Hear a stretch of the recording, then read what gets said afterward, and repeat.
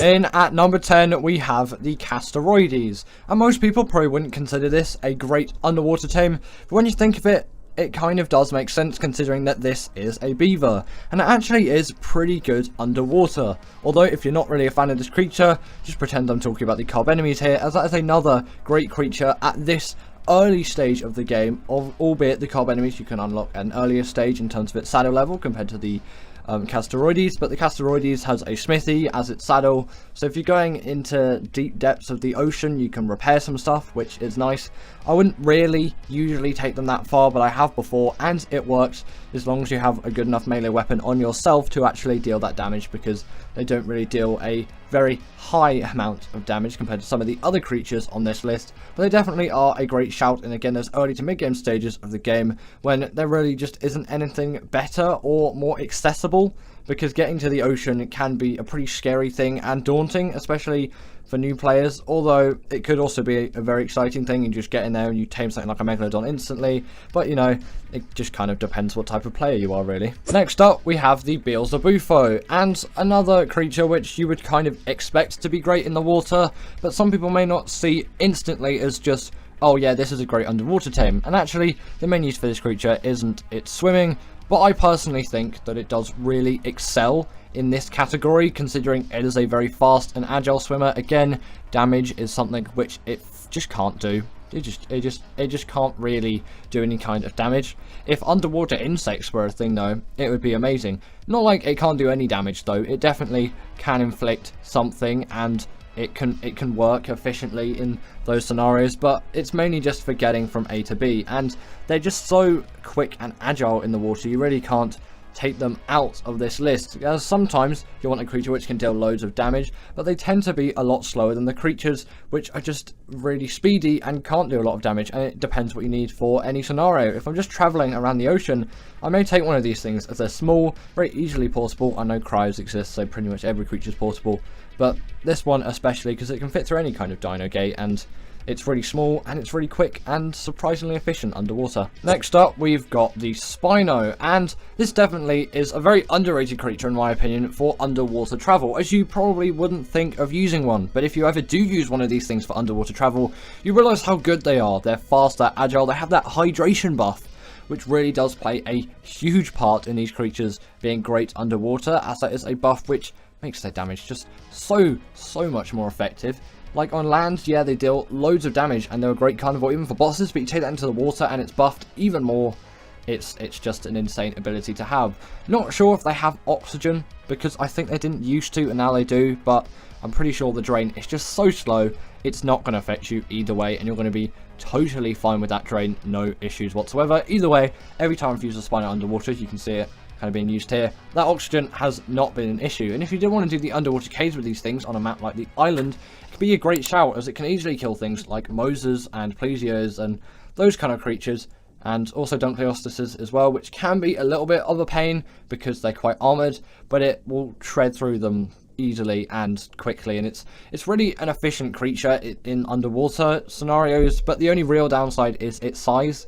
It's quite a big creature to be taking underwater, which, you know, could play to your benefit because you're trying to deal loads of damage, but sometimes it's not really quite what you want, and you might want a bit of a smaller carnivore like the next creature, which is on this list, but it still has huge amounts of value underwater, and if you've never used one before in the ocean of any Ark map, I would definitely advise that you tame yourself a Spino and get into the ocean depths. In at number 7, we've got the Baryonyx. But why is this better than the Spinos? You might think Spino bigger, just better version of the Baryonyx, really. Well, the main thing is due to its size and agility and mobility. I vastly prefer it over the Spinos underwater. Again, Spino, a great underwater creature, but this would be more my go-to, and especially with the underwater caves on a map like the island.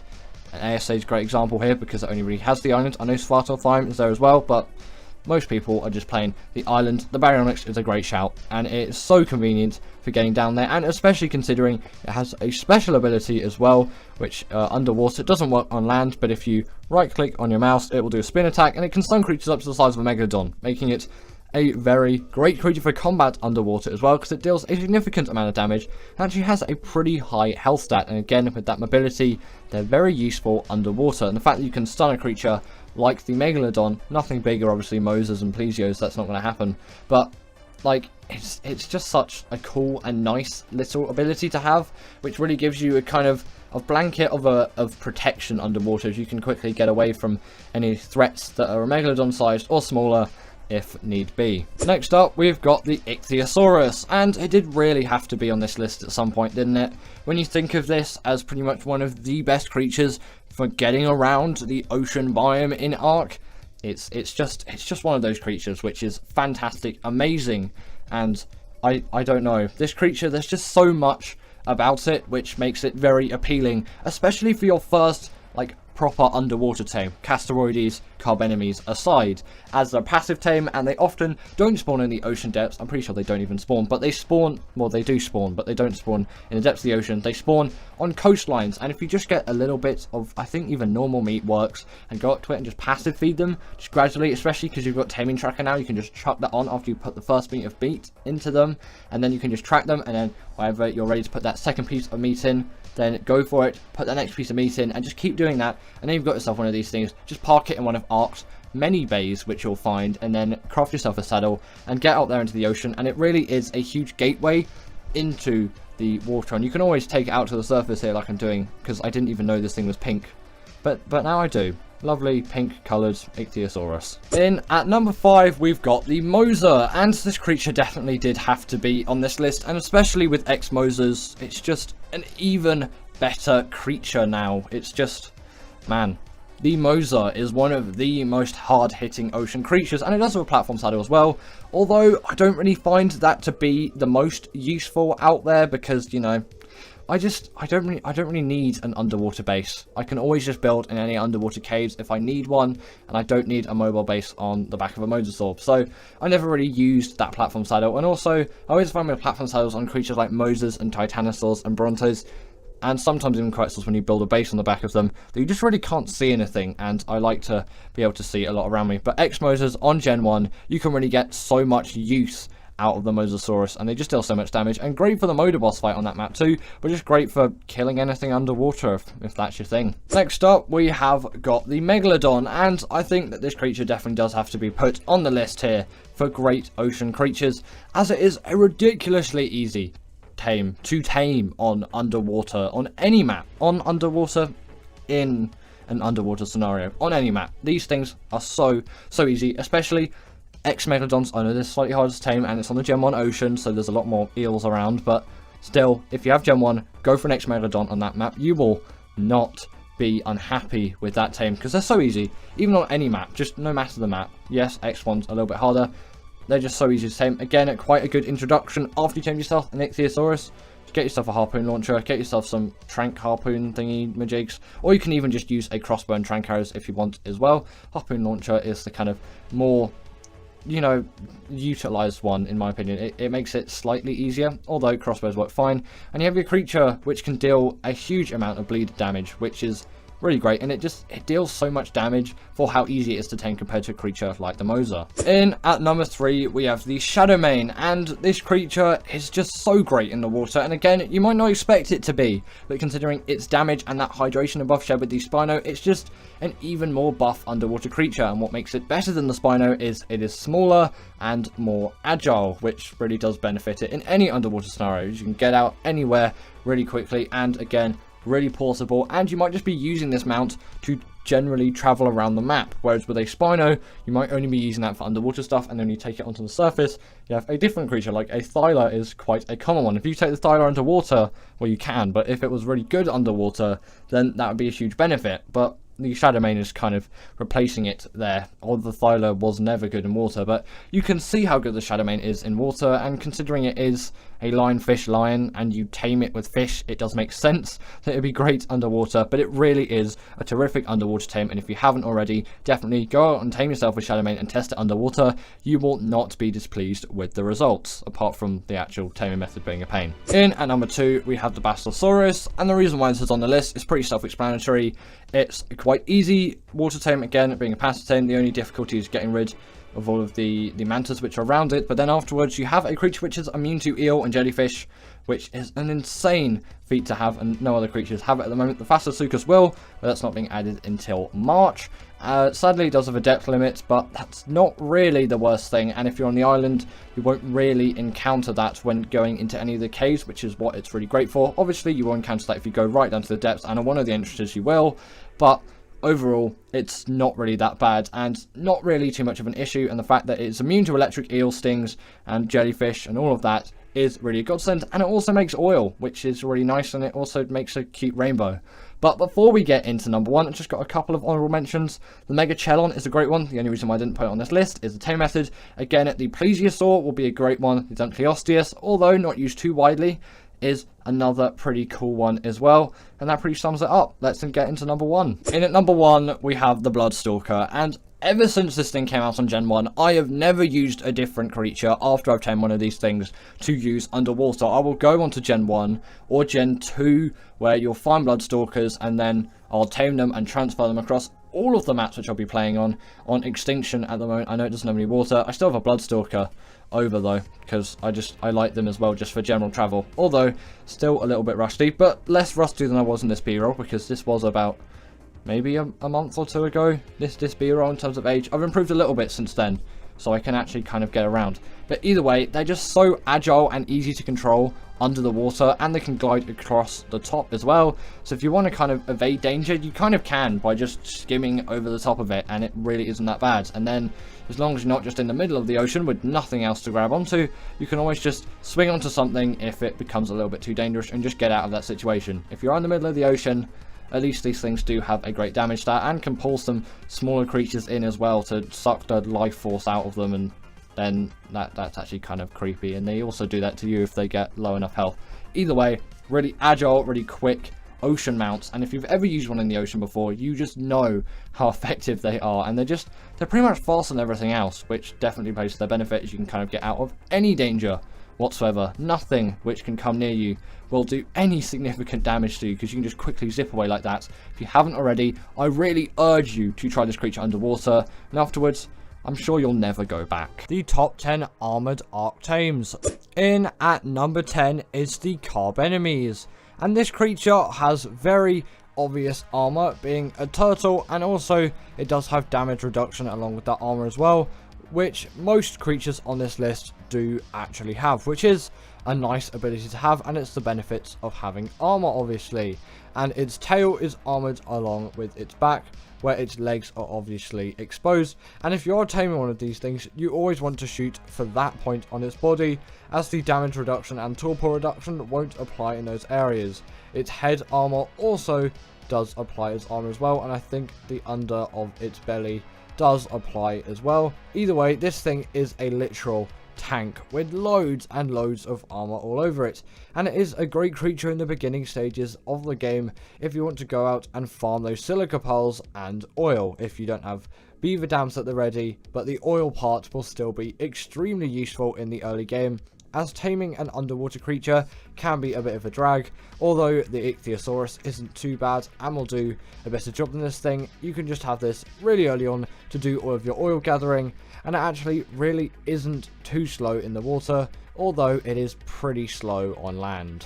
Next up, we have the Arthropleura, and this creature pretty much just has armor all the way along its body. Not sure if this has any damage reduction or torpor reduction or anything like that, but it is very heavily armored all along its body. If you call that armor, I would call it armor. It is definitely armor looking like, and it kind of makes sense considering it's an insect.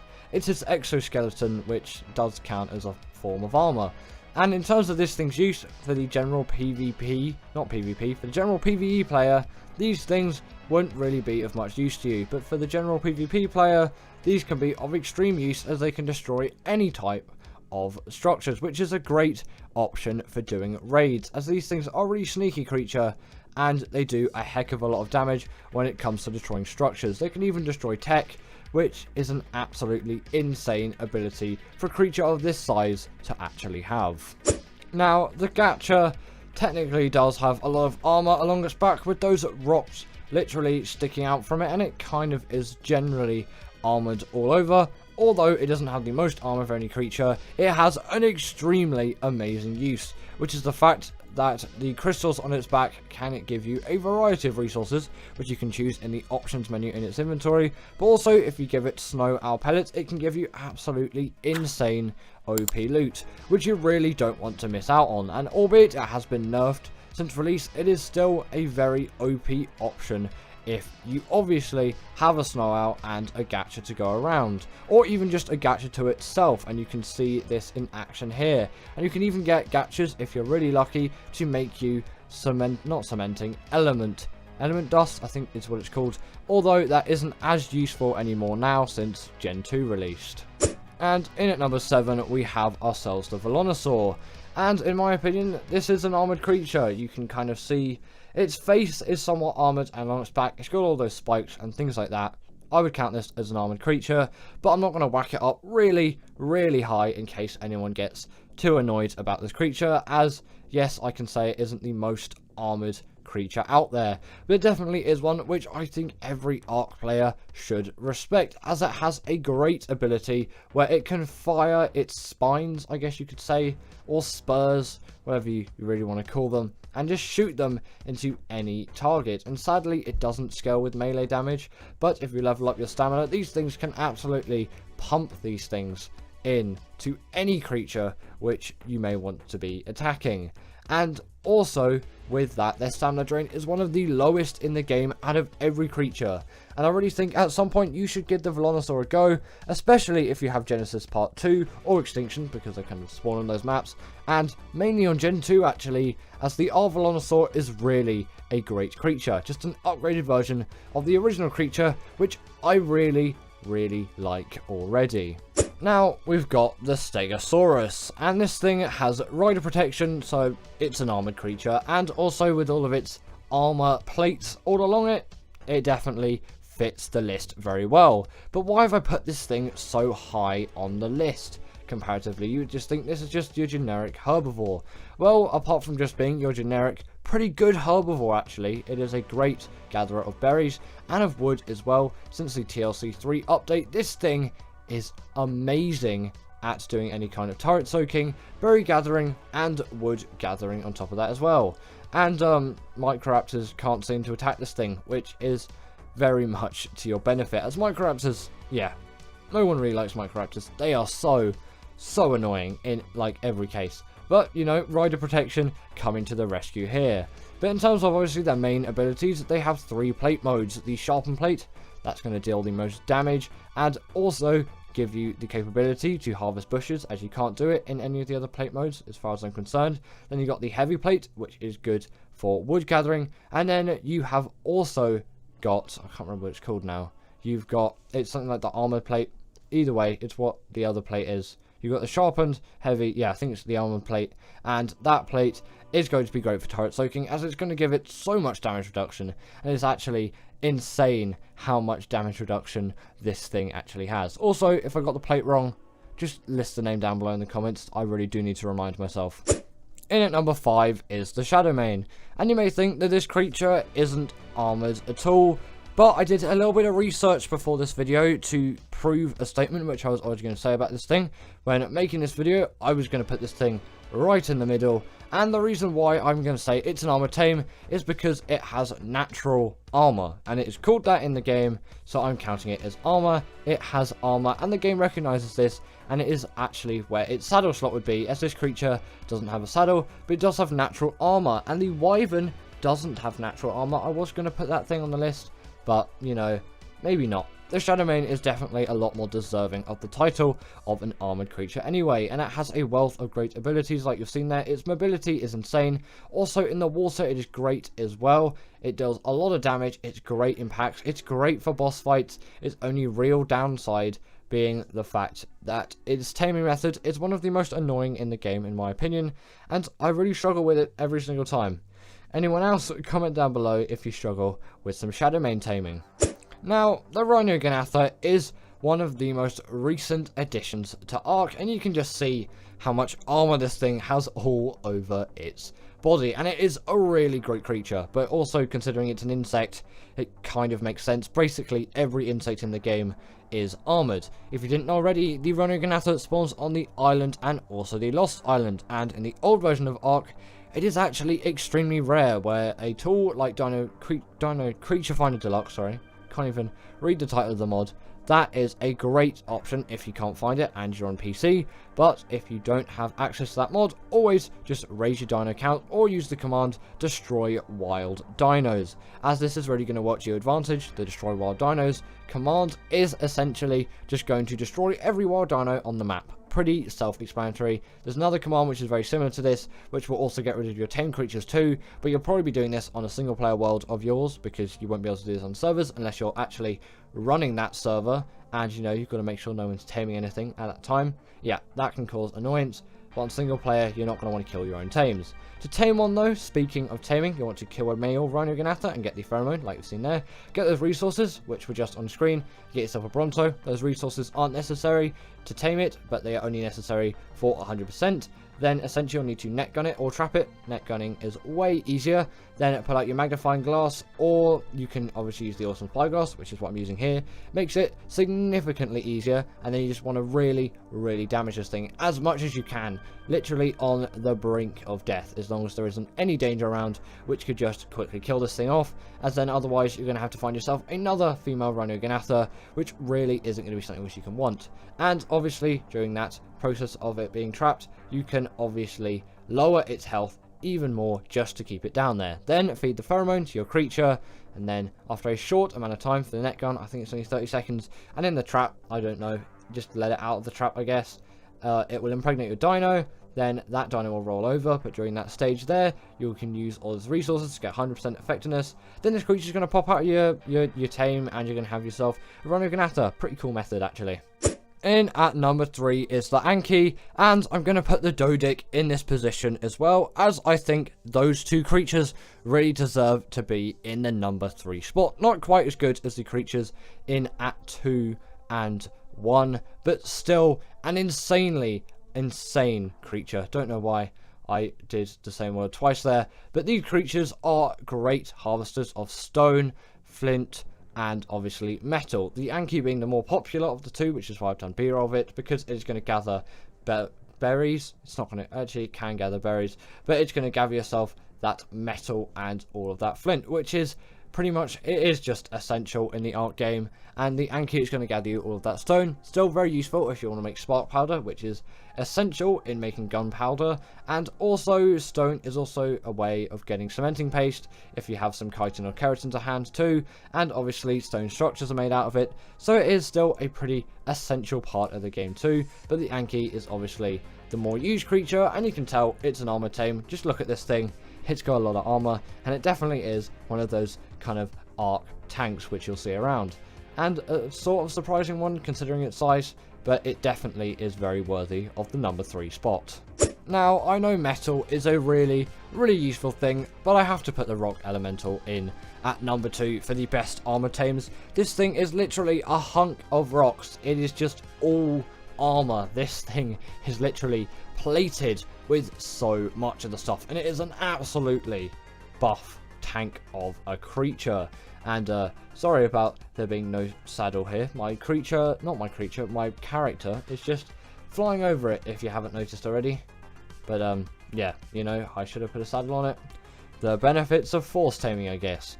Either way, its main kind of use on Scorched Earth for me, whenever I use it, is for defeating deathworms to tame myself the best mantises which I possibly can, as they use deathworm horns to tame, or woolly rhino horns, but you're not going to find woolly rhinos on Scorched Earth. But they're also just great for absolutely obliterating everything, and they're really good turret soakers as well. Their only real downside being their taming method, of course, which, you know, isn't the kindest to new Ark players. And in at number 1 is the Reaper. This thing is literally plated in armor and spikes, and it is one of the best creatures out there, in my opinion, in the whole of Ark, actually. It has a great atmosphere, great taming method, great mobility, and it is great all around. There's nothing really which I think I could do better with this creature, or Wildcard could have done better with this creature, actually. It's almost a perfect tame, and I have to say almost because, you know, there is never actually ever a perfect tame. There is always going to be a creature which is going to be better at that job. But in terms of this thing's taming method, because I'm talking about taming so much for some reason, you essentially need to get impregnated by it, which you'll do by trapping one of these things, then getting it to glow a pink glow. I think it needs to be below 1000 health. Then go up to it, it will impregnate you. Then just gather loads and loads of XP if you want 100% effectiveness. Otherwise, just wait for this baby to hatch, get some Reaper pheromone glands to hand so the baby doesn't want to kill you quite as much, so you can actually claim that thing and raise it as yours. And then from there, it's pretty simple. You just raise up that baby, and then you have yourself this absolute hunking beast of a creature, which is an absolute joy to ride around on. It is extremely mobile and can do so much, and it does a heavy hitting amount of damage too. Truly the best armoured creature. And give it up for our patrons, Ekaterina Puchkova and Karina Thorne, Dominic Maciejewski, sorry about that name, and everyone else that's on this list. All the people I've mentioned are paid members, and if you feel like that's something you want a shout out at the end of the video, go join the Patreon or become a paid YouTube member.